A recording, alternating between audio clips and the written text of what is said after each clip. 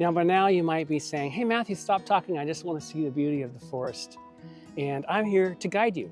And the point of this nature connection experience is about helping you connect to the land in ways that can help you with healing or with general wellness, empowerment, allowing yourself to see and truly understand and embody your resilience and your purpose, whether you know that purpose or not, and to feel your inner connection to the natural world. And so by connecting with nature to look deeper at all the parts of you, including maybe a stress in your life or a circumstance that is just a little bee in your bonnet, it's the path to healing. It's the path to understanding that you can face what you can handle. And speaking of facing what we can handle, there's some stairs right here. So I invite you to join me for walking up these steps.